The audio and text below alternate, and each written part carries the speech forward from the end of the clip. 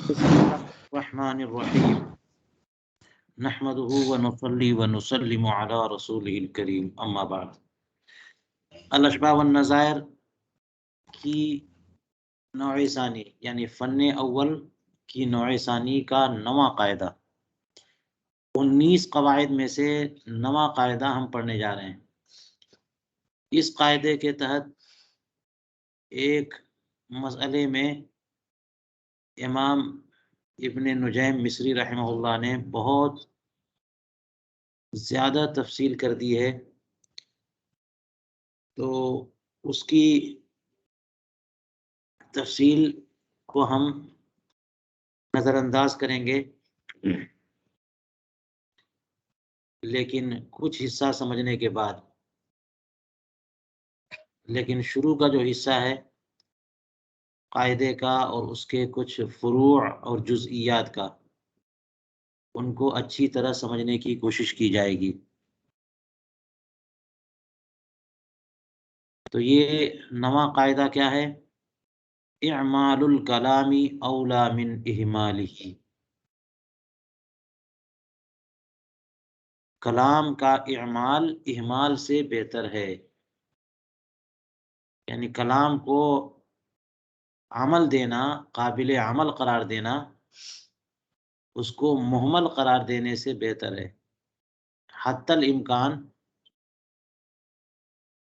جہاں تک ہو سکے آپ کسی عاقل ہوش مند کے کلام کو باطل مت قرار دیجیے، مہمل نہ قرار دیں. جی جہاں تک ہو سکے. کوئی صورت نہیں ہے تو پھر کلام تو مہمل ہوگا ہی. یہی معاملہ لوگوں کے اعمال کا بھی ہے کہ جہاں تک ہو سکے لوگوں کے عمل کو صحت و سداد پر محمول کیا جاتا ہے، اور کوئی صورت نہیں ہے تو پھر کہہ دیا جاتا کہ یہ بالکل خلاف شرع اور غلط ہے. تو اسی طرح سے کسی کی زبان سے نکلی ہوئی کوئی بات ہے تو اس بات کو لغو، لا یعنی اور باطل اور مہمل قرار دینے کی کیا ضرورت ہے تو بندہ ہوش مند، اس کی بات کو نافذ اور مؤثر قرار دیجئے. ٹھیک ہے، جہاں تک ممکن ہو سکے، اسی لیے کہا متا امکنا. حتی الامکان لوگوں کی باتوں کو، لوگوں کے کلام کو مہمل ہونے سے بچانا ہے، قابل عمل قرار دینا. اعمال کلام اہمال کلام سے بہتر ہے. آپ کسی کے کلام کو کھینچ تان کر کے مہمل مت قرار دیجیے. ٹھیک ہے نا؟ فَإِن لَّمْ يُمْكِنْ أُهْمِلَ، اور اگر اس کو قابل عمل اور مؤثر قرار دینے کی کوئی صورت نہ ہو، پھر تو لا محالہ وہ مہمل ہوگا نا. فرماتے ہیں کہ اسی وجہ سے ہمارے فقہائے حنفیہ اصول فقہ کے بیان میں اس بات پر اتفاق فرماتے ہیں کہ ان الحقیقت اذا كانت متعذرة فإنه يصار إلى المجاز. حقیقت جب متعذر ہو جائے تو مجاز کی طرف لوٹا جاتا ہے. ایک لفظ اپنے معنی موضوع لہو میں استعمال ہو، یہ حقیقت میں استعمال ہے، اور غیر معنی موضوع لہو میں کسی قرینہ حالیہ یا مقالیہ کی وجہ سے، کسی مناسبت کی وجہ سے استعمال ہو تو یہ مجاز ہے. تو مجاز کا ارتکاب بنیادی طور پر نہیں کیا جاتا، لہٰذا کسی کے کلام کو مجاز کی طرف مت پھیریے، کسی کے کلام کو مجاز کی طرف مت پھیریے، حقیقت ہی مراد لیجیے، مگر یہ کہ حقیقت متعذر ہو جائے. ہے نا؟ ہم تو قرآن کریم کے بارے میں بھی کہتے ہیں کہ ساری آیتیں، ساری حدیثیں، نصوص، سارے نصوص کے بارے میں وہ اپنے حقیقی معانی پر ہی محمول ہیں،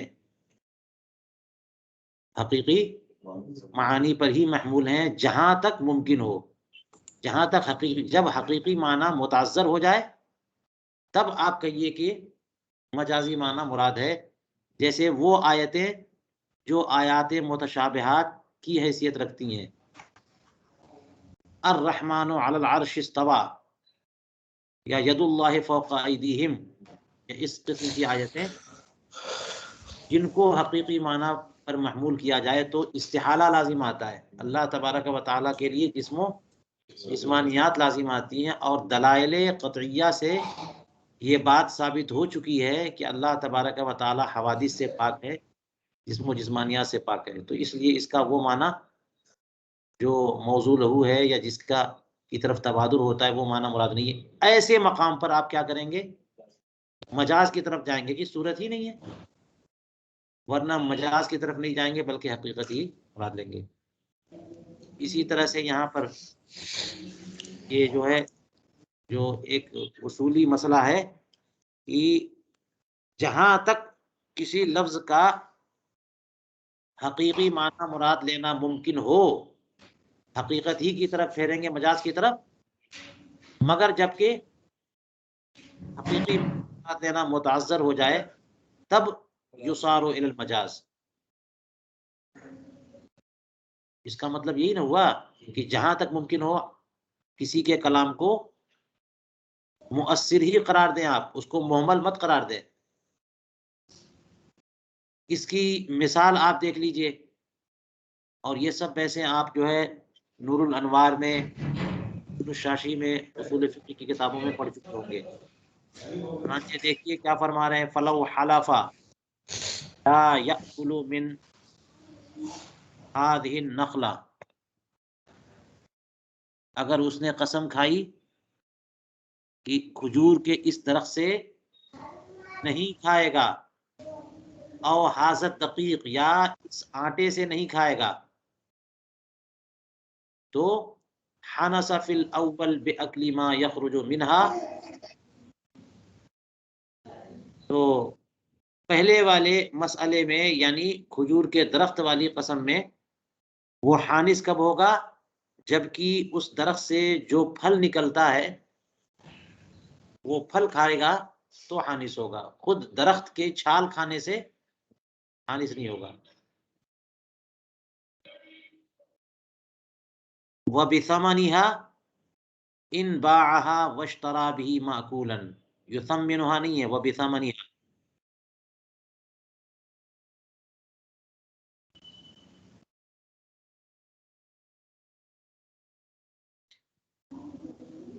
پہلی والی مثال میں کہ اس نے قسم کھا لی تھی کہ اس درخت سے نہیں کھائے گا، تو اس کا حقیقی معنی تو یہی ہے نا کہ وہ جو درخت ہے نا، درخت کا جو تنا ہوتا ہے، اس کی جڑیں ہوتی ہیں، اس کی شاخیں ہوتی ہیں، ہے نا، اسی کو تو درخت کہتے ہیں، اور اس پہ جو پھل ہوتے ہیں وہ تو درخت کا پھل کہا جاتا ہے اس کو۔ تو درخت سے نہیں کھائے گا اس کا مطلب عین درخت سے نہیں کھائے گا، اور ہوگا اس درخت تو نہیں کھاتا ہے، حقیقی معنی متاثر ہوا کہ نہیں ہوا؟ کوئی درخت سے نہیں کھاتا، نہ کھا سکتا ہے۔ درخت کی کا تنا، درخت کی شاخیں، درخت کی جڑ کون کھاتا ہے؟ حقیقی معنی متاثر ہوا کہ نہیں ہوا؟ اس لیے اس کے مجاز کی طرف جائیں گے کہ اس درخت سے مراد اس درخت کا پھل، مضاف محذوف ہے یہاں پہ، اور وہ بھی اس طور پر کہ وہ بھی تو اس درخت سے نکلتا ہے، اس درخت سے نہ کھانے کا مطلب اس کا پھل۔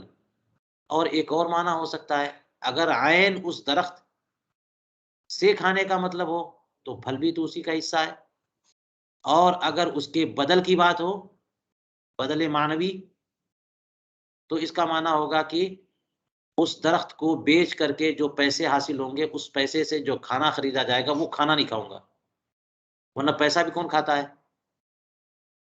جو بدلے سوری کے مقابل، بدلے سوری کے مقابل بدلے معنوی ہے، بات سمجھ میں آئی؟ تو کسی نے قسم کھائی کہ میں اس درخت سے نہیں کھاؤں گا، تو اس کا یہ بھی معنی ہو سکتا ہے کہ اس کو بیچ کر جو قیمت حاصل ہوگی اس قیمت سے جو کھانے کی چیز جو ہے خریدی جائے گی وہ میں نہیں کھاؤں گا۔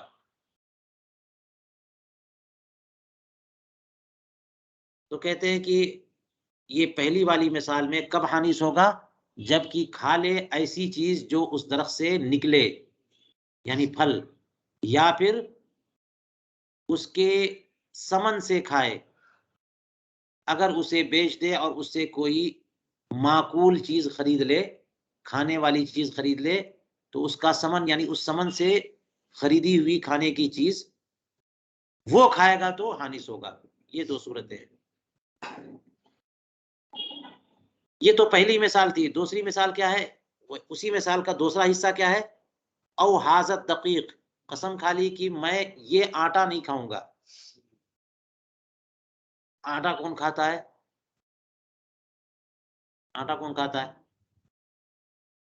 آٹا تو ہم نے نہیں سنا کوئی پھانکتا ہو، ستو لوگ پھانک لیتے ہیں، ہم نے نہیں سنا کہ فلاں بنت فلاں یا فلاں ابن فلاں جو ہے نے آٹا کھایا۔ تو اس لیے کہتے ہیں کہ وفی الثانی، اور آٹے والی قسم کی صورت میں کب حانیس ہوگا؟ بما یتخذ منہ کالخبز، اس چیز کے کھانے سے حانیس ہوگا جو آٹے سے بنتی ہے، اور وہ کیا ہے؟ روٹی۔ اور کل خبز کہہ کر کے یہ بتا دیا کہ اور بھی چیزیں بنتی ہیں، اس کو بھون کر کے کوئی حلوہ بنا لے، ملیدہ بنا لے، جس طرح سے بھی سرید بنا لے روٹی بنا کر کے، تو اس آٹے سے جو چیز کھانے کی تیار کی جائے گی وہ کھانے سے حانیس ہوگا۔ لہذا اگر وہ تکلف کرے اور بتکلف وہی آٹا کھانے کی کوشش کرے اور کسی طرح کھائے، یا وہی درخت اس کی چھال اور لکڑی نکال کر کے اور کسی طرح سے منہ میں ڈال کر کے حلق سے اتارنے کی کوشش کرے اور کچھ نہ کچھ حصہ اتار لے، تو حانیس ہوگا کہ نہیں ہوگا؟ نہیں ہوگا۔ وَلَوْ أَكَلَ عَيْنَ الشَّجَرَةِ وَالدَّقِيقَ، اور اگر شجرہ پر عطف ہے تو عین الدقیقی یعنی مجرور ہو، اور عین پر عطف ہو تو دقیقہ، یعنی عین شجرہ اور آٹا، درخت کا عین اور آٹا بذات خود آٹا ہی کھا لے تو حانیس نہ ہوگا علی الصحیح، صحیح مذہب اور صحیح موقف کے بعد۔ وجہ کیا ہے؟ وجہ یہ ہے کہ یہ چیز متعذر ہے، تو یہاں پر لفظ سے حقیقی معنی مراد ہوگا ہی نہیں، مجاز کی طرف جائیں گے کیونکہ حقیقت متعذر ہے۔ اسی لیے آگے کہتے ہیں والمہجور شرعا او عرفا کالمتعذر، یہاں دو مثال بتائی نا، ایک تو بتائی کہ کھجور کے درخت سے نہیں کھائے گا، اور ایک کیا ہے؟ آٹا۔ کھجور کا درخت کھانا تو متعذر ہے نا، کھجور کے درخت سے وہ بھی محال عقلی نہیں ہے لیکن متعذر ہے کہ اس کے پیسز بنا کے تو کھا سکتے ہیں لیکن بہت مشکل ہے نا۔ لیکن آٹا تو متعذر نہیں ہے، آٹے کا کھانا کوئی کھانے پر ہی اتارو ہو جائے آرام سے کھائے گا، اس میں چینی شکر ملا کر کے۔ لیکن چونکہ یہ لوگوں کی عادت نہیں ہے، عرف نہیں ہے، تو اس لیے متعذر ہاں تو نہیں ہے، لیکن جو چیز شرعن یا عرفن مہجور ہوتی ہے اس کو متعذر کے درجے میں لا دیتے ہیں۔ اسی لیے کہا کہ والمہجور شرعن او عرفن کالمتعذر، جو چیز شرعی طور پر مہجور ہو چکی ہو یا عرفن مہجور ہو چکی ہو وہ بھی متعذر کے درجے میں ہے۔ یہ عرفن کی مثال ہے۔ اس نے کہا میں اس آٹے سے نہیں کھاؤں گا، عرفن کون آٹا کھاتا ہے؟ کسی کا طریقہ عرف نہیں ہے اس پہ، لہٰذا کسی نے کہہ دیا اس آٹے سے میں نہیں کھاتا، میں نے قسم کھائی یا قسم کھاتا ہوں کہ میں اس آٹے سے نہیں کھاؤں گا، تو بعین ہی آٹا کھانا یہ عرفن مہجور ہے، لوگوں نے اسے ترک کر دیا ہے، کوئی اس سے یہ مراد نہیں لیتا کہ آٹا ہی کھانا، اس لیے یہ متعذر تو نہیں ہے لیکن عرفن چونکہ مہجور ہے تو مہجور کو بھی متعذر کے ساتھ ملحق کر دیتے ہیں۔ اسی طرح سے مہجور شرعن کو بھی ہے نا. جیسے مثال کے طور پر آپ نے اصول الشاسی وغیرہ میں پڑھا ہوگا کہ جو ہے جب خصومت میں کسی کو وکیل بنایا جاتا ہے، کوئی کسی کے اوپر کیس کر دے، تو جو منکر ہے، خصم، وہ خود کورٹ جا کر کے اپنے کیس کو ہینڈل نہیں کرتا، بلکہ کسی کو اپنا اٹرنی اور لائر بنا لیتا ہے، وکیل بنا لیتا ہے، اور اس سے کہتا ہے کہ تم میرا کیس لڑو، میں تمہیں پیسہ دیتا ہوں. تو وکیل بالخصومت جو ہے، اسی کو وکیل بالخصومت کہتے ہیں.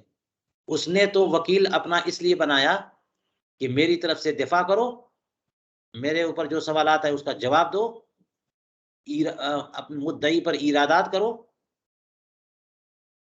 تو فرماتے ہیں کہ کیا اس میں جو توکیل بالخصومت ہے، اس میں اقرار کی بھی توکیل ہے کہ نہیں ہے؟ توکیل بالخصومت تو صرف خصومت ہے نا، کہ میری طرف سے جواب دینا ہے، میری طرف سے. لیکن وہ توکیل بالخصومت جو ہے نا مکمل توکیل ہو جاتی ہے، صرف توکیل بالخصومت نہیں رہتی، جواب بھی دینا ہے، ایراد بھی کرنا ہے، اور اگر کوئی چیز ایسی آ جاتی ہے اور وکیل اقرار کر لیتا ہے تو وہ اقرار بھی کرنا ہے، اور اقرار بھی نافذ ہوگا موکل پر. جب کسی کو کوئی وکیل بنا دیتا ہے تو آدھا وکیل بنائے گا. آپ میرے لیے 1 کلو سیب لے کے آئیے، وکیل بنا دیا، تو اس کا مطلب سیب لے کے آئیے گا تو کھائیں گے ہم، لیکن پیسہ دینے کا کی ذمہ داری ہماری نہیں ہے. ایسی توکیل چلے گی؟ جب توکیل ہے تو پوری توکیل ہوگی نا. تو وکیل بالخصومت سے مراد اگر یہ لے لیں کہ صرف ہمارے مسائل، ہمارے اوپر آنے والے اعتراضات کا جواب دینا ہے آپ کو، بس ہمارے معاملے میں کوئی ایسا اقرار نہیں کرنا جس کی وجہ سے میرے اوپر کوئی الزام آ جائے، تو یہ خلاف شرع ہو جائے گی چیز، یہ خلاف شرع چیز ہو جائے گی کہ جناب آپ تو بہت بڑے لڑاکو لگتے ہیں، آپ کا مقصد ہی یہی ہے کہ خالی جو ہے مسئلہ کھڑا رہے اور جواب دیتے رہیں اور آپ کو اقرار نہ کرنا پڑے، آپ کو کچھ نہ ادا کرنا پڑے. بات سمجھ میں آ رہی ہے؟ اختلافات ہوتے ہیں تو اس میں درمیان کی راہ بھی ہوتی ہے، صلح و مصالحت کی راہ بھی ہوتی ہے، مسائل کو حل کرنا بھی ہوتا ہے، کچھ آپ کو دینا، کچھ آپ کو لینا، دونوں ساری صورتیں ہو سکتی ہیں. لیکن آپ تو کہہ رہے ہو صرف ہمیں چاہیے، ہم دیں گے کچھ نہیں، تو یہ خلاف شرع خصومت ہوئی نا توکیل. تو اس لیے وکیل توکیل بالخصومت میں اقرار بھی شامل ہو جاتا ہے، اس لیے کہ جس نے کسی کو خصومت کا وکیل بنایا ہے بظاہر تو صرف خصومت کی توکیل ہوئی نا، لیکن صرف خصومت کی توکیل جو ہے نا شرعاً محجور ہے. شرعاً کیا ہے؟ یہ تو آپ لڑائی کرنے کے لیے کسی کو پیسے دے رہے ہیں. کسی کو وکیل بنانا ہو تو مسئلہ حل کرنے کے لیے ہونا چاہیے، اس میں خصومت بھی ہے اور اقرار بھی ہے. تو وکیل بالخصومت جو ہے نا وہ اقرار اگر کر لیتا ہے تو وہ بھی شامل اس میں ہے. بات سمجھ میں آئی؟ یہ مطلب ہے محجور شرعاً کا، کہ جو چیز شرعاً محجور ہو وہ بھی متعذر کے درجے میں ہے. کوئی بھی موکل کسی کو خصومت کا وکیل بنائے تو اقرار کا بھی وکیل بن جاتا ہے، صرف خصومت تک محدود نہیں ہے. یہ ہے مجازی معنی. حقیقی معنی چھوڑ کے مجازی معنی مراد لیا نا، تو محجور شرعاً اور محجور عرفاً یہ دونوں بھی متعذر کے درجے میں. اس لیے اوپر جو کہا کہ جب حقیقی معنی متعذر ہو جائے تو حقیقی معنی چھوڑ دیا جاتا ہے اور مجاز کی طرف جاتے ہیں، خواہ واقعتاً حقیقتاً متعذر ہو یا پھر یہ کہ حکماً متعذر ہو. وہی طور کی وہ شرعاً محجور ہے یا عرفاً محجور ہے. عرفاً محجور کی مثال آٹے والی گزر گئی، اور شرعاً محجور کی مثال ہم نے واضح کر دی. فرماتے وَإِن تَعَذَّرَتِ الْحَقِيقَةُ وَالْمَجَازُ أَوْ كَانَ اللَّفْظُ مُشْتَرَكًا بِلَا مُرَجِّحٍ أُهْمِلَ لِعَدْمِ الْإِمْكَانِ. آپ نے ابھی پڑھ لیا کہ جہاں تک ممکن ہو کلام کو مؤثر قرار دیا جائے گا، کلام کا اعمال بہتر ہے، کلام کو مہمل ہونے سے بچایا جائے گا جہاں تک ممکن ہو. اگر حقیقی معنی مراد لینا ممکن نہیں ہے تو مجاز لے کر کے آپ کلام کو قابل عمل ہی قرار دیجئے. لہذا جہاں پر ممکن نہ ہو رہ جائے تب تو پھر کلام کو لغو اور محمل قرار دینا ہی پڑے گا۔ وہ کون سی صورت ہے کہ نہ تو حقیقی معنی لینا ممکن ہے اور نہ ہی مجازی معنی لینا ممکن ہے، تب پھر کیا ہوگا؟ کلام کیا ہو جائے گا؟ محمل ہو جائے گا۔ فرماتے وَإِن تَعَذَّرَتِ الْحَقِيقَةُ وَالْمَجَازُ، اگر حقیقت اور مجاز دونوں کے دونوں کیا ہو گئے تو کون حقیقت مجاز کے بعد کہاں سے لیں گے آپ؟ حقیقت مراد نہیں لے سکتے تو مجاز کی طرف جائیے، اور مجاز بھی اگر کیا ہو گیا متعذر تو اب کہہ دیں گے کلامی لغو لا یعنی ہو گیا، بہت باطل ہو گیا۔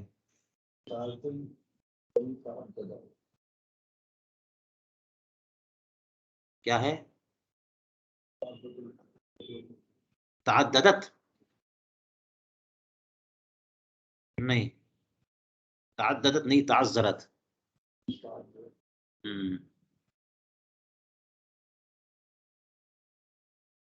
اس میں دیکھتے ہیں جی حضور تعذرت ہے۔ تو اس تعذرت کو تعددت کو تعذرت بنا لیجئے۔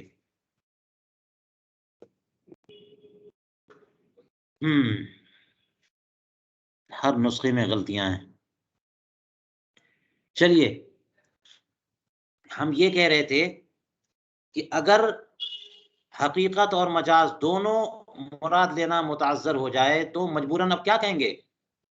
کلام کو باطل قرار دے دیں گے، یا پھر یہ کہ کان اللفظ مشترکن، لفظ کیا تھا اور وہاں پر کوئی مرجح ہے نہیں، بلا مرجحین۔ اس صورت میں بھی فرما رہے ہیں اہملا لعدم الامکان، کلام کو کیا قرار دیا جائے گا؟ محمل، لا یعنی ہو گیا، بکواس ہے، کوئی مطلب نہیں اس کا، لغو ہے۔ تو یہاں پہ محمل کیوں قرار دے رہے ہیں؟ لعدم الامکان، کیونکہ اوپر بتایا تھا متا امکنا، جہاں تک ممکن ہو کلام کو محمل ہونے سے بچانا ہے۔ جب کوئی صورت ہی نہ ہو تو پھر کلام کو محمل قرار دے دیجئے، کوئی صورت نہیں ہے تو کیا کب کلام کو محمل دینا ایک مجبوری ہے؟ جبکہ حقیقت بھی متعذر ہے اور مجاز بھی متعذر ہے۔ یا پھر دوسری صورت ہو سکتی ہے کہ لفظ مشترک ہے، مشترک کا مطلب اس کے متعدد معانی ہیں، تو جب متعدد معانی ہے تو ترجیح چاہیے نا، کوئی قرینہ بھی نہیں ہے وہاں پر، کوئی قرینہ بھی نہیں ہے جو کسی ایک معنی کو ترجیح دے، کوئی مرجح بھی نہیں ہے، تو لا محالہ ہم کیا کہیں گے کہ لفظ مشترک ہے اور کوئی قرینہ نہیں ہے، لہٰذا اس کلام کو ہی باطل قرار دیا جائے، لغو قرار دیا جائے۔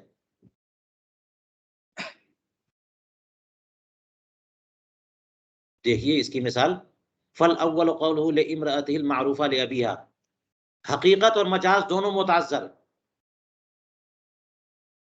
فرماتے ہیں کہ پہلے کی مثال یہ ہے کہ اس نے یعنی شوہر نے اپنی بیوی سے کہا جو کہ اپنے والد کی طرف نسب کے اعتبار سے معروف و مشہور ہے، سب جانتے ہیں کہ ہندا بکر کی بیٹی ہے، پورا علاقہ جانتا ہے کہ ہندا بکر کی بیٹی ہے۔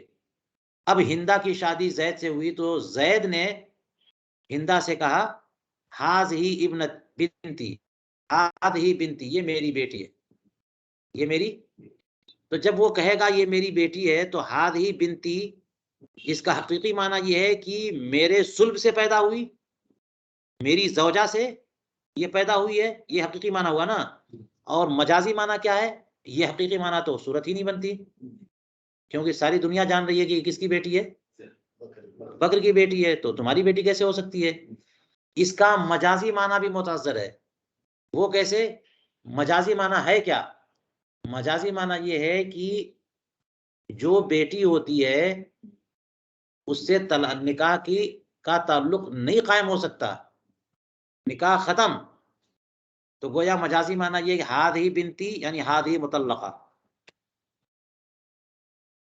ہاذہی بنتی سے مراد ہاذہی مطلقہ، یہ میری بیٹی ہے یعنی یہ مطلقہ ہے، مجھ سے اس کو طلاق، یہ مجازی معنی۔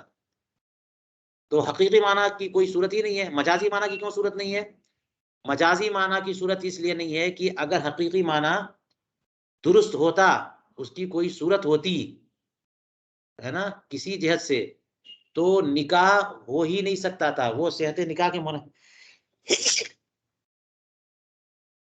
صحت نکاح کے منافی ہے، اور طلاق تو نکاح پر مبنی ہے نا، طلاق تو تب ہو جبکہ نکاح ثابت ہو، اور بیٹا باپ اور بیٹی کا جو تعلق ہے یہ تو نکاح کے ہی منافی ہے، اس لیے مجازی معنی بھی نہیں لے سکتے، کیونکہ پھر طلاق کا کوئی مطلب نہیں ہے۔ یہ تو ایسے ہی ہے جیسے کہتے ہیں کہ یہ اس بکری کو طلاق، ہے نا، اس بندریا کو طلاق، اس پیڑ کو طلاق۔ طلاق کا مطلب کیا ہے جبکہ آپ نکاح ہی نہیں ہو سکتا؟ طلاق کا مطلب تو نکاح کا اعتراف آپ کر رہے ہو، ٹھیک ہے، اور بیٹی جب کہہ دیا تو نکاح کی کوئی صورت نہیں ہے، اس لیے مجازی معنی بھی نہیں ہو سکتا، حاضی مطلقہ کے معنی میں بھی استعمال نہیں کر سکتے۔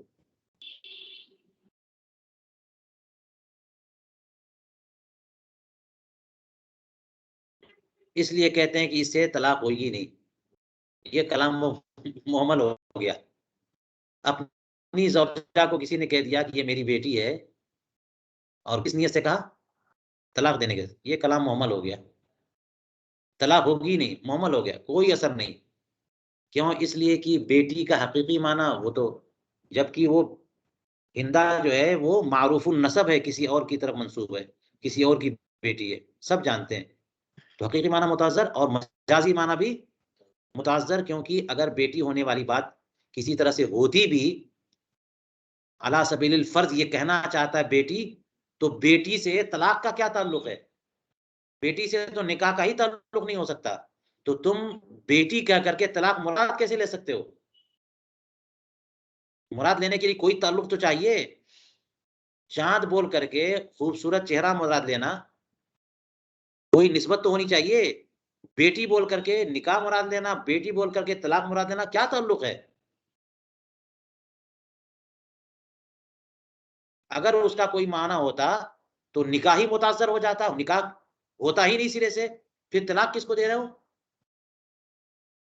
اس لیے مجازی معنی بھی نہیں ہو سکتا، لہٰذا یہ جملہ ہی کیا ہو گیا؟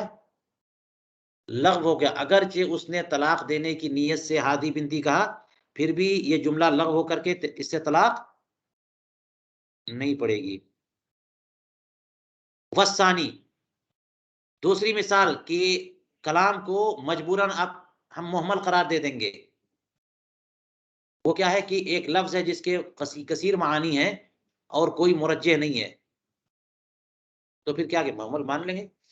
اس کی مثال دیکھیے، فرماتے ہیں کہ لو اوصى لموالیہ ولہ معتق و معتق، کسی نے اپنے موالی کے لیے وصیت کی، اس کے لیے بہت سارے موالی ہیں، موتق بھی ہے معتق بھی ہے۔ زید نے کہا کہ میرا مال 1/3 جو ہے میرے موالی کو دے دیا جائے،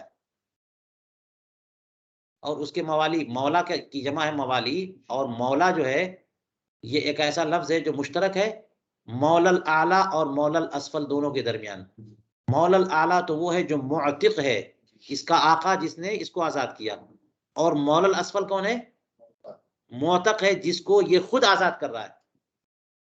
تو مراد کیا ہے اس کی؟ جب یہ وصیت کر رہا ہے تو کس کو دینا چاہ رہا ہے؟ اوپر والوں کو یا نیچے والوں کو؟ اور معاملہ یہ ہے کہ دونوں اس کے ہیں۔ اگر صرف مولا یعنی مولا الاعلیٰ اس کے ہوتے اور مولا الاسفل نہیں ہوتا، کسی کو اس نے آزاد نہیں کیا تھا، تو بالکل واضح قرین حالیہ۔ صرف مولا الاسفل ہوتے، مولا الاعلیٰ نہیں ہوتے، تو قرین حالیہ، لیکن ہیں دونوں، تو مرجع چاہیے، مرجع چاہیے، کوئی مرجع نہیں ہے، تو پھر یہ وصیت ہی باطل ہے،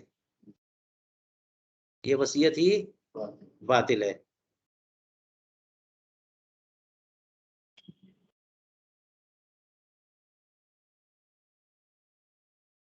بطلت، اس کے کثیر موالی ہیں، اوپر بھی نیچے بھی، تو دونوں لفظ مولا مشترک ہے دونوں میں، تو اوپر والے مراد ہیں، نیچے والے مراد ہیں، کوئی نہ حال دلالت کر رہا ہے اور نہ اس کے کلام میں کوئی ایسا قرینہ موجود ہے، پھر لا محالہ ہم اس وصیت کو باطل قرار دیتے ہیں۔ وَلَوْ لَمْ يَكُنْ لَهُ مُعْتِقٌ بالکسر، اگر اس کے معتق نہ ہو، کوئی معتق نہیں ہے، اس کا کوئی آقا نہیں تھا، جس نے اس کو آزاد کیا ہو، یہ تو پیدائشی آزاد ہے. وَلَهُ مَوَالٍ أَعْتَقَهُمْ، اور اس کے اپنے موالی ہیں جن غلاموں کو اس نے آزاد کیا ہے. تو یہ قرینہ حالیہ ہو گیا نا، تو وصیت چلی جائے گی نا کس کی طرف؟ موتق کی طرف، مولل اسفل کی طرف. فرماتے ہیں کہ اگر اس کا کوئی موتق نہیں ہے لیکن اس کے موتق بہت ہیں، موالن ہیں آتقہم جن کو اس نے آزاد کیا، ولہم موالن، اور ان موالی کے بھی موالی ہیں. ایک سلسلہ شروع ہو گیا، زید نے اپنے غلاموں کو آزاد کیا، ان کو آزادی جیسی عظیم نعمت ملی تو انہوں نے بھی اس سلسلے کو جاری رکھنا چاہا، اور جب ان کے پاس غلام آئے انہوں نے بھی آزاد کیا، تو ان موالی کے بھی موالی ہوں. تو اب پھر لفظ مولا شریک ہو گیا نا، لفظ مولا مشترک ہوا نا، موالی اور موالی کے موالی. تو یہاں کیا ہوگا؟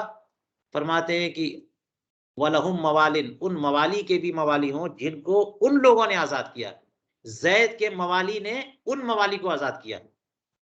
تو یہاں پر ایک قرینہ ہے، فرماتے ان صرفت الی موالی ہے، زید کے اپنے موالی کی طرف یہ وصیت مصروف ہوگی، بھیجی جائے گی، پر مؤثر ہوگی اور نافذ ہوگی، ان موالی کے موالی پر نافذ نہیں ہوگی.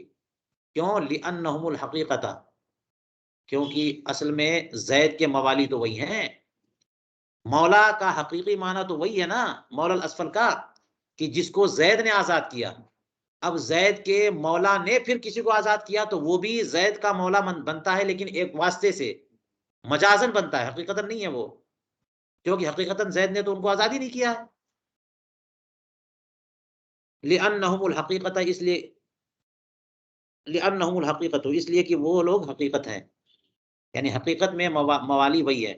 وَلَا شَيْءَ لِمَوَالِي مَوَالِيهِ، اور زید کے موالی کے جو موالی ہیں ان کے لیے وہ وصیت نہیں ہوگی، کچھ بھی نہیں ملے گا. لِأَنَّهُمُ الْمَجَاز، اس لیے کہ وہ تو مجازن ولی ہیں، مولا ہیں. وَلَا يُجْمَعُ بَيْنَهُمَا، اور حقیقت و مجاز کے درمیان جمع نہیں کر سکتے. چلیے یہ قاعدہ آپ نے پڑھ لیا، اس کی مثالیں واضح ہو گئی کہ جہاں تک ممکن ہو کلام کا اعمال سے بہتر ہے. آپ کسی کے کلام کو محمل مت قرار دیجئے، اس کو نافذ اور مؤثر قرار دیجئے. فرماتے وَمِمَّا فَرَّعْتُهُ،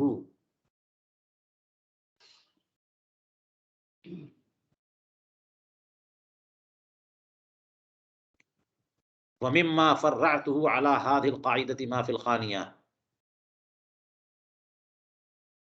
اس قاعدے پر جو ہم نے تفریعات کی ہیں ان میں وہ مسئلہ بھی ہے جو فتاوی خانیہ میں مذکور ہے. قاضی خان کے فتاوی میں وہ مسئلہ مذکور ہے. کون سا مسئلہ؟ دیکھیے یہ ہے، رجل لہو امرأتان، ایک ایسا مرد ہے جس کی دو بیویاں ہیں. وقال لإحداہما انت طالق اربعا، ان میں سے ایک سے کہا اس نے کہ تجھے 4 طلاق. تو اس زوجہ نے پلٹ کے کہا الثلاثۃ تکفینی، 3 ہی میرے لیے کافی ہے، 3 میں ہی میں مغلطہ ہو جاؤں گی، 4 دینے کی زحمت کیوں کر رہے ہو آپ، اتنا مرد خرچ کرو. فقال الزوج، تو شوہر نے کیا کہا، اوقعت الزیادۃ علی فلانہ، اس کی 2 بیویاں تھیں نا، تو کہا کہ میں نے تجھے، ایک کو کہا میں نے تجھے 4 طلاق دی، اس نے کہا 3 ہی کافی ہے، تو کہا ایک بچ گئی نا ایڈوانس، ایک بیلنس میں ہے، تو وہ جو بیلنس میں ہے اس کو میں نے فلانا جو دوسری والی ہے نا اس پہ واقع کر دیا. تو اب کیا ہوگا، وہ فلانا پہ جائے گی کہ نہیں جائے گی؟ لا یقع علی الاخری شیء، جس سے کہا تھا اسی پر 3 ہوگی اور ایک لغو ہو جائے گی. ایک کیا ہو جائے گی؟ جی کیوں ہوگی آگے بتاتے ہیں. اسی طرح ایک اور مثال دیکھیے، لو قال الزوج، شوہر نے کہا الثلاث لک والباقی لصاحبتک، یعنی کہا تو یہ ہے کہ تمہیں 4 طلاق، اور جب اس نے کہا کہ 3 ہی کافی ہے تو اس نے کہا کہ 3 تمہارے لیے، باقی تمہاری صاحبہ کے لیے، تمہاری جو سوت ہے اس کے لیے. تب بھی لا تطلق الاخری، دوسری مطلقہ نہیں ہوگی، دوسرے کو طلاق نہیں پڑے گی، بس جس کو کہا ہے اسی پہ 3 پڑے گی، اور ایک کیا ہو جائے گی؟ لغو ہو جائے گی۔ انتہا، خانیہ کا جزیہ مکمل ہوا۔ کیوں ایک لغو ہو رہی ہے؟ فرمان لعدم امکان العمل، کیونکہ عمل ممکن نہیں رہا، اس ایک جو چوتھی طلاق ہے اس پر عمل ممکن نہیں رہا۔ فأہمل، لہذا لامحالہ کیا کرنا پڑا؟ اسے محمل قرار دینا پڑا۔ وجہ کیا ہے؟ لأن الشارع حکم ببطلان ما زاد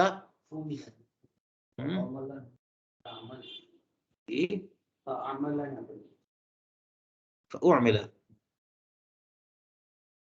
نہیں، فأعمل نہیں، فأہمل،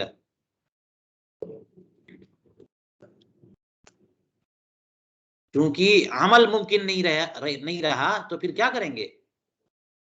اسے لغو قرار دے دیں گے۔ تو لغو قرار دینے کی کیا وجہ ہے؟ عمل کیوں ممکن نہیں رہا؟ لأن الشارع حکم ببطلان ما زاد، اس لیے کہ شارع علیہ الصلوۃ والسلام نے جو 3 سے زائد طلاقیں اس نے دے دی، ان کے باطل ہونے کا حکم سنا دیا۔ فلا يمكن ایقاعه علی احد، جب شارع نے اس کو باطل قرار دے دیا تو جو چیز باطل ہو چکی اس کو کسی پر واقع کیسے کر سکتے ہیں؟ بات سمجھ میں آئی؟ تو کئی حدیثیں آپ کو مل جائیں گی۔ ایک مرتبہ رسول کریم علیہ الصلوۃ والسلام کی بارگاہ میں ایک مسئلہ پیش آیا ہے، وہ یہ کہ کسی نے کہا کہ میں نے یا فلاں نے اپنی زوجہ کو 100 طلاق دے دی۔ کتنی دے دی؟ سوچا کہ دینا ہے تو پوری 100 دے دے، تو کیا ہوگا؟ حضور کریم علیہ الصلوۃ والسلام ناراض ہو گئے، غضب فرمایا آپ نے، اور ارشاد فرمایا کہ 3 طلاق سے تمہاری زوجہ مغلظہ ہو گئی، اور باقی جو 97 طلاق تم نے دی ہے وہ لغو اور لایانی ہے، اللہ تبارک و تعالیٰ کے حکم کا مذاق تم نے بنایا کہ جب تمہارے اختیار میں، تمہاری قدرت میں 3 ہی طلاق ہے تو باقی طلاق دینے کا مطلب کیا ہے؟ اس کا مطلب یہی ہے نا کہ تم صرف 3 روپے کے مالک ہو اور تم کہہ رہے ہو میں نے 4 دیا، اس کا مطلب جھوٹ بول رہے ہو یا ادھر ادھر گھما رہے ہو۔ دے کیسے سکتے ہو آپ 4 جب آپ کے پاس 4 ہے ہی نہیں، اور آپ کہہ رہے ہو میں نے 4 دیا؟ اس کا مطلب یہ ہوا کہ دیا ہوا کچھ نہیں ہے، بہانہ بازی چل رہی ہے، چیٹنگ ہو رہی ہے۔ بات سمجھ میں آئی؟ تو چونکہ شارع علیہ الصلوۃ والسلام نے 3 سے زائد طلاق کو کیا قرار دے دیا؟ باطل، تو اب وہ نافذ نہیں ہو سکتی، مؤثر نہیں ہو سکتی کہ اس کو اٹھا کر کے آپ دوسری والی کو دے دیں۔ بات سمجھ میں آئی؟ اس لیے وہ باطل ہو چکی تو ہو چکی۔ چلیے فرماتے ومنہا، اور دیکھیے فروع، حکایت الاستاذ الطحاوی حکاہا فی یتیمۃ الدہر من الطلاق، وہ حکایت ہے جسے استاذ طحاوی نے کتاب یتیمۃ الدہر میں طلاق کے بیان میں بیان فرمایا۔ وہ کیا ہے؟ دیکھیے ذرا، یہ ایک مسئلہ جو شروع کر رہے ہیں اس میں پیچیدگی ہے، اور پیچیدگی ایسی ہے کہ سب ذہن میں حاضر رہے تو مسئلہ آسان ہوگا، ورنہ ذہن الجھ جائے۔ فرماتے ہیں کہ وَلَوْ جَمَعَ بَيْنَ مَنْ يَقَعُ الطَّلَاقُ عَلَيْهَا وَمَنْ لَا يَقَعُ، اگر شوہر نے ایسے 2 یا زائد لوگوں کو طلاق میں جمع کر لیا کہ جن پر طلاق ہو سکتی ہے اور جن پر طلاق واقع نہیں ہو سکتی، جس کو طلاق دے سکتا ہے اور جس کو طلاق دے نہیں سکتا، دونوں کو جمع کر لیا اور ایک ہی جملے میں بولا احداکما طالق، تم میں سے ایک کو طلاق، تو کیا طلاق ہوگی کہ نہیں ہوگی؟ اپنی زوجہ اور اپنے بھائی کی زوجہ، سوچا کہ ہمارے گھر ہی میں رہتی ہیں، ہم دونوں کو میں ہی طلاق دے دیتا ہوں، ہے نا؟ تو قرآن کریم نے تو فرمایا بیدی عقدۃ النکاح، شوہر کے ہاتھ میں عقدہ نکاح ہے نا۔ یا پھر کہہ دیا اس نے کہ اپنی زوجہ کو کہ تم کو طلاق اور گھر کی بکری کو طلاق، دونوں کو جمع کر دیا، زوجہ کو اور جانور کو جمع کر دیا، یا اس طرح سے بہت ساری مثالیں ہیں. تو کہتے ہیں کہ اب اس میں کیا ہوگا؟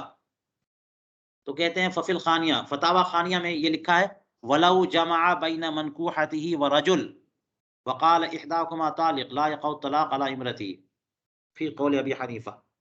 اگر اس نے اپنے طلاق والے جملے میں جو ہے وہ اپنی منکوحہ اور ایک مرد، منکوحہ اور مرد دونوں کو ملا کے کہا کہ تم دونوں میں سے ایک کو طلاق، لڑائی ہو رہی تھی، اس کی منکوحہ سے لڑائی ہوئی اور اس کا بھائی بھی اس کے دفاع میں آ گیا، تو اپنے سالے کو اور بیوی دونوں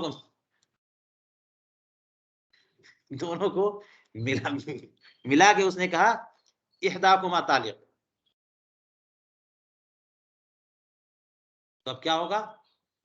فرمایا کہ اس کی زوجہ کو بھی طلاق نہیں پڑے گی. امام ابو حنیفہ کا یہ قول ہے، اس کی زوجہ کو بھی، چونکہ احداکما کہا نا تو دونوں کو شامل کیا، اور یہ جملہ جو ہے اس کا حقیقی معنی یہ ہوتا ہے کہ دونوں قابل طلاق ہیں، لیکن دے میں رہا ہوں ایک کو.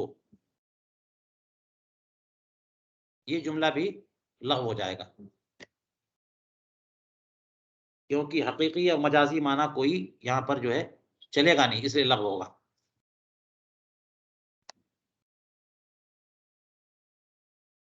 وعن ابی یوسف انہ یقع، امام ابو یوسف کے نزدیک یہ ہے کہ طلاق پڑ جائے گی اس کی زوجہ کو، کیونکہ اس نے جب اپنی زوجہ اور ایک مرد دونوں کو ملا کے احداکما طالق کہا تو وہ مرد محل طلاق نہ صحیح، زوجہ تو محل طلاق ہے. اور یہ ہے کہ جس حد تک کلام کو اہمال سے بچایا جا سکے بچایا جائے گا، مؤثر قرار دیا جائے گا، تو بیوی کی طرف نسبت کر کے تو مؤثر قرار دے سکتے ہیں، لہٰذا وہ طلاق بیوی کو پڑ جائے گی. امام صاحب کہہ رہے ہیں نہیں پڑے گی، امام ابو یوسف کہہ رہے ہیں وَلَوْ جَمَعَ بَيْنَ امْرَأَتِهِ وَأَجْنَبِيَّةٍ، اپنی زوجہ اور ایک اجنبیہ. اجنبیہ کا معنی یہ کہ وہ منکوحہ نہیں ہے، زوجہ اور اس کی سہیلی مثال کے طور پر، یا اس کی بہن، دونوں کو ملا کے کہا طلقت احداکما، میں نے تم میں سے ایک کو طلاق دی. تو فرماتے طلقت امراتو، اس کی بیوی کو طلاق پڑ جائے گی، اس کی بیوی کو طلاق پڑ جائے گی. وجہ کیا ہے؟ کہ دونوں محل طلاق ہیں، دونوں محل طلاق ہو سکتی ہیں، لیکن اجنبیہ تو محل طلاق تب ہو جبکہ نکاح ہو، اس کے پاس اختیار نہیں ہے اجنبیہ کو طلاق دینے کا، تو جس کو طلاق دینے کا اختیار ہے اس کی طرف وہ طلاق مصروف ہوگی.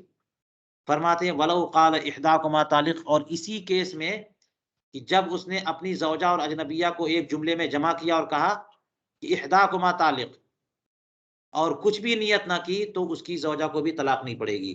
یہاں پر گویا یہاں پر فرق کر رہے ہیں کہ اگر جملہ فعلیہ سے کہا تو طلاق پڑے گی، جملہ اسمیہ سے کہا تو طلاق، اگر کہا طلقت احداکما تو طلاق پڑ جائے گی، اور احداکما طالق کہہ دیا تو طلاق نہیں پڑے گی. اگر کچھ نیت بھی نہیں کی تو لا تطلق امرأۃ، اس کی زوجہ کو بھی طلاق نہیں پڑے گی. اس لیے ہو سکتا ہے وجہ یہ ہو کہ یہاں پر اس نے دونوں میں سے ایک کو طالق قرار دیا، طالق صفت بنایا، اور اجنبیہ کو طالق قرار دینے کی اتھارٹی اس کے پاس نہیں ہے. یہاں پر ہم نے دیکھا کہ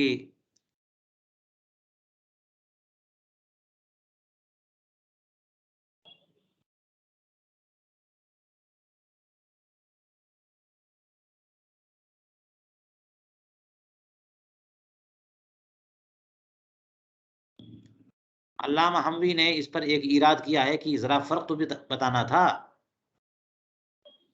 طلقت احداکما، یا ہاں احداکما طالق، اس میں فرق بتانا تھا کہ طلقت احداکما میں طلاق جو ہے وہ پڑ رہی ہے، اور احداکما طالق میں طلاق نہیں پڑ رہی ہے. تو یہ جو صیغہ جو بدل گیا ہے، اس سے کون سا فرق پڑ گیا کہ اس میں پڑ جا رہی ہے اس میں نہیں پڑ جا رہی، نہیں پڑ رہی ہے.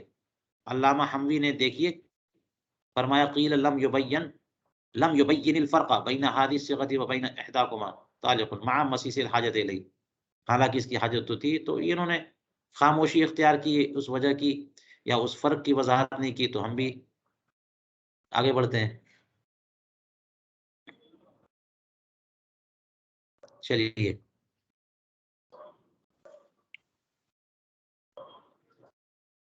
فرماتے وعن ابی یوسف و محمد انہا تطلق، اور امام ابو یوسف اور امام محمد کے نزدیک طلاق پڑ جائے گی۔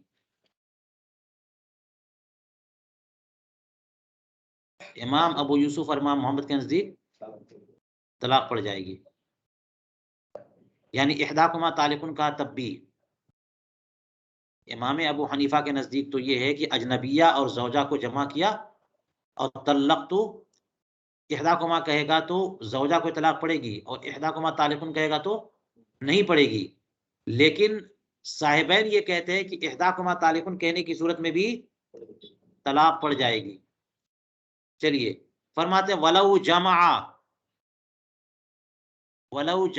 بین امرأتہ و بین ما لیس محلا للطلاق، اگر اپنی زوجہ اور بہیمہ یا حجر کو جمع کیا، یعنی دو ایسوں کو جمع کیا جن میں سے ایک تو محل طلاق ہے اور دوسری محل طلاق نہیں ہے، جیسے بہیمہ جو جانور، بیوی اور جانور، بیوی اور پتھر، تو بہیمہ اور حجر تو اصلاً محل طلاق نہیں ہے کہ نکاح ہی نہیں ہو سکتا ہے، تو ایسے دو کو جمع کیا اور یوں کہا احداکما طالق، تم میں سے ایک کو طلاق، تو کہتے ہیں کہ اس کی زوجہ کو طلاق ہو جائے گی امام ابو حنیفہ کے نزدیک اور امام ابو یوسف کے نزدیک۔ وجہ یہ ہے کہ دوسرا تو محل طلاق ہی نہیں ہے، اور جب دوسرا محل طلاق نہیں ہے تو یہاں پر کلام کو اس کی طرف پھیر لیا جائے گا جو محل طلاق ہے، اور کلام مکمل طور پر لغو اور محمل نہیں ہوگا، کیونکہ دوسرا تو سرے سے محل طلاق ہی نہیں، گویا کہ وہ بولنا جو ہے نا تاکید کے لیے ہے۔ ایک عقل مند آدمی جو ہے وہ پتھر کو طلاق دینے یا جانور کو طلاق دینے کا کیسے ارادہ کرے گا؟ وقال محمد، اور امام محمد فرماتے ہیں کہ یہاں پر بھی طلاق نہیں پڑے گی، لیکن شیخین فرماتے ہیں کہ طلاق پڑ جائے گی۔ کسی نے اپنی زوجہ اور ایسے کو جمع کیا جو محل طلاق ہی نہیں ہے، فرماتے اور مثال دیکھیے ولو جمع بین امرأتہ الحیہ والمیتہ وقال احداکما طالق لا تطلق الحیۃ، فرماتے ہیں کہ اپنی زندہ زوجہ اور مردہ زوجہ، اس کی دو بیویاں تھی، ایک باحیات ہے اور دوسری وفات پا چکی ہیں، تو دونوں کو جمع کر کے کہا کہ تم میں سے ایک کو طلاق، تو فرماتے ہیں کہ حیہ کو بھی طلاق نہیں پڑے گی، جو زندہ ہے اس کو بھی طلاق نہیں پڑے گی۔ ثم قال فیہا، پھر اسی میں یہ فرمایا کہ ولو جمع بین امرأتین احداہما صحیحۃ النکاح والاخری فاسدۃ النکاح وقال احداکما طالق لا تطلق صحیحۃ النکاح، اگر دو ایسی عورتوں کو جمع کیا جن میں سے ایک صحیحۃ النکاح ہے اور دوسری فاسدۃ النکاح، نکاح تو دونوں کے ساتھ ہوا ہے لیکن ایک کے ساتھ گواہوں کے ساتھ ہوا ہے جو صحیح نکاح ہوا، دوسرا فاسد نکاح ہے بغیر گواہوں کے ہوا ہے، اور اس نے کہہ دیا احداکما طالق، تو صحیحۃ النکاح کو بھی طلاق نہیں پڑے گی، کیونکہ فاسدۃ النکاح کو طلاق دینے کی صورت ہی کیا ہے؟ اس سے تو متارکہ ہے، اس کا تو نکاح ہی صحیح نہیں ہوا ہے، فاسد ہوا ہے، متارکہ ہے، بس الگ الگ کر دیں۔ اس لیے ایک ایسے کو طلاق میں شامل کیا ہے جو طلاق کا محل تو بن سکتی ہے لیکن ابھی محل بننے کی صلاحیت نہیں ہے کیونکہ نکاح نہیں ہوا، اس لیے صحیحۃ النکاح کو بھی طلاق نہیں پڑے گی۔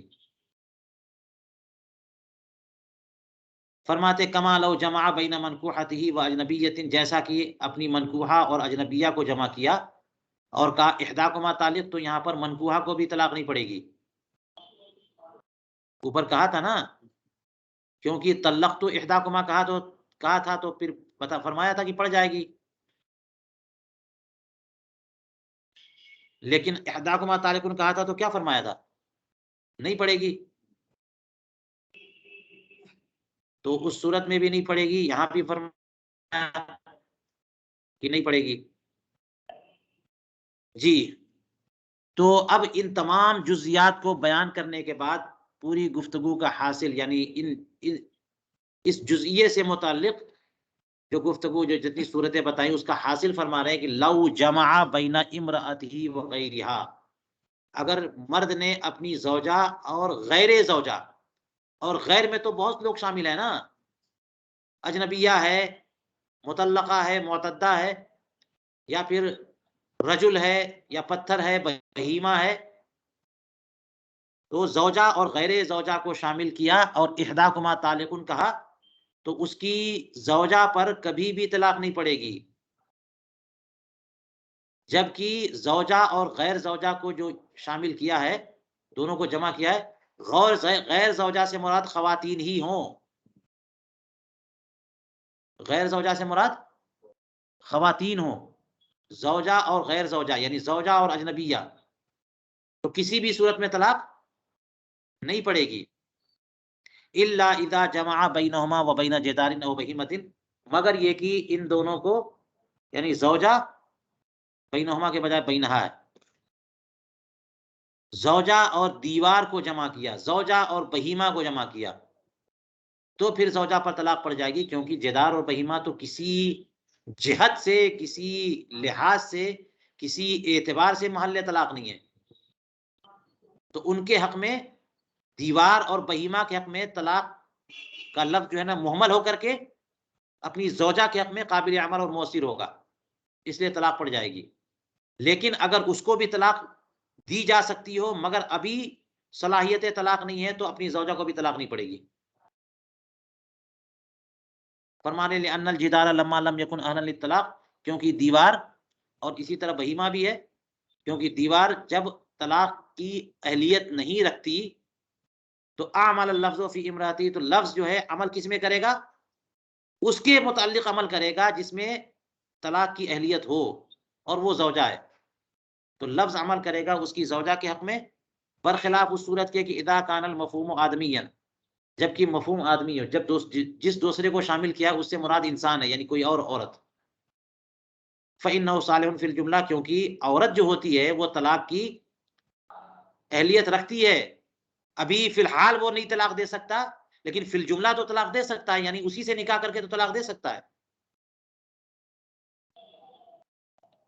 تو یہ جو ضابطے کے طور پر ایک بات بتائی ہے کہ اپنی زوجہ اور غیر زوجہ کو جب جمع کر کے احداکما طالقن کہے گا تو کبھی بھی طلاق نہیں پڑے گی، لیکن اگر ایسے کو شامل کر لیا، جدار، بہیمہ وغیرہ، جو اصلاً محل طلاق نہیں ہے، فی الجملہ بھی محل طلاق نہیں ہے، تو وہاں طلاق پڑ جائے گی۔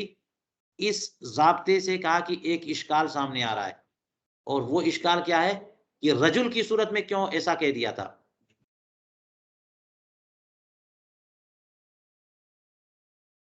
رجل کی صورت میں کیا فرمایا؟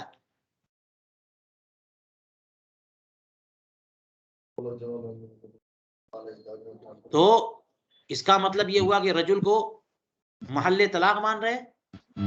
ضابطہ تو یہ بنانا کہ اگر وہ محل طلاق اصلاً نہیں ہے، اگر محل طلاق اصلاً نہیں ہے تو زوجہ کو طلاق پڑ جائے گی، جیسے پتھر کو اور زوجہ کو، پتھر کو اور گدھا کو، نہیں، زوجہ کو اور گدھا کو، گدھی کو شامل کیا تو طلاق پڑ جائے گی، کیونکہ اصلاً محل طلاق نہیں ہے۔ بات سمجھ میں آئی؟ تو رجل کو کیوں الگ کیا کہ طلاق نہیں پڑے گی؟ یہاں بھی تو طلاق پڑنی چاہیے تھی، کیونکہ رجل کیا ہے؟ حضور جو پیچھے اصلاً ذکر محل کیا، طلاق نہیں ہے، کسی بھی یہ جو جہت سے محل طلاق نہیں ہے، فی الجملہ بھی محل طلاق نہیں ہے، تو یہاں تو زوجہ پہ طلاق پڑنی چاہیے تھی نا، تو کہہ رہے ہیں یہاں پر اشکال ہو گیا رجل سے، فَإِنَّهُ لَا يُوصَفُ بِالطَّلَاقِ عَلَيْهِ، کیونکہ وہ بھی تو کسی حالت میں طلاق کی صفت سے متصف نہیں ہوتا، اور یہی وجہ ہے کہ لو قال لها انا من کی طالق لغا، اگر شوہر اپنی زوجہ سے یوں کہتا ہے کہ مجھے تمہاری طرف سے طلاق، تو طلاق تو مرد کی صفت ہی نہیں ہے. تمہیں میری طرف سے طلاق کہے گا تو طلاق ہو جائے گی، اور اگر شوہر اپنی زوجہ سے کیا کہے گا؟ مجھے تمہاری طرف سے طلاق، تو یہ جملہ کیا ہو جائے گا؟ اس کا مطلب یہ کہ طلاق مرد کی صفت ہو ہی نہیں سکتی. تو یہ بھی اصلاً مرد محل طلاق نہیں ہے، یہاں تو زوجہ پہ طلاق پڑ جانی چاہیے تھی. اشکال درست ہے؟ فرماتے ہیں کہ یہ اشکال ہے. اس کے جواب میں ایک بات کہی گئی ہے، وہ کیا ہے کہ ایسا نہیں ہے کہ اصلاً محل طلاق نہیں ہے، فی الجملہ مرد بھی محل طلاق ہے. وہ اس لیے کہ طلاق سے ہوتا کیا ہے؟ نکاح نے مرد اور عورت دونوں کو جوڑ دیا، اور طلاق دونوں کے تعلق کو ختم کر دیتی. تو طلاق جو ہے نا وہ عورت کی صفت ہے، مرد کی بھی صفت ہے. مرد بھی تو الگ ہوا، کیا صرف عورت الگ ہوئی ہے؟ اگر مرد الگ نہ ہوا ہوتا تو اپنی زوجہ کو 4 بیویاں اگر ہیں اس کے پاس، ایک زوجہ کو اس نے طلاق دیا اور اس کی عدت مکمل ہو گئی، تو مسئلہ یہ ہے کہ 5ویں سے نکاح کر سکتا ہے. اگر طلاق اس کی صفت نہیں ہے، وہ الگ نہیں ہوا ہے، ابھی بھی ہے باقی، تو 5ویں سے نکاح نہیں ہو سکتا تھا. اس سے اندازہ ہوا کہ طلاق جو ہے مرد کی بھی من وجہن صفت بنتی ہے. اس اعتبار سے کہتے ہیں وقت یقال ان طلاق لازالۃ الوصلہ، طلاق تو ربط و تعلق کو ختم کرنے ہی کے لیے ہوتی ہے، اور یہ جو ربط و تعلق کا ختم کرنا یہ ازالہ ہے، یا یہ وصلہ یا یہ تعلق ہے، یہ تو مرد اور عورت دونوں کے درمیان مشترک ہے. جیسے عورت مرد سے بندھ جاتی ہے، اسی طرح مرد بھی عورت سے بندھ جاتا ہے، دونوں ایک دوسرے سے متعلق ہو جاتے ہیں.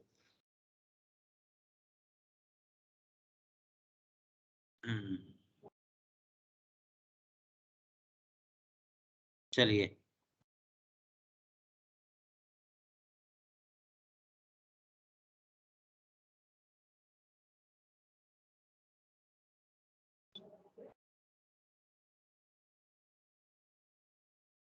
اسی قدر آج درس اسی پہ روکتے ہیں، اور یہاں سے آگے انشاءاللہ درس کریں گے.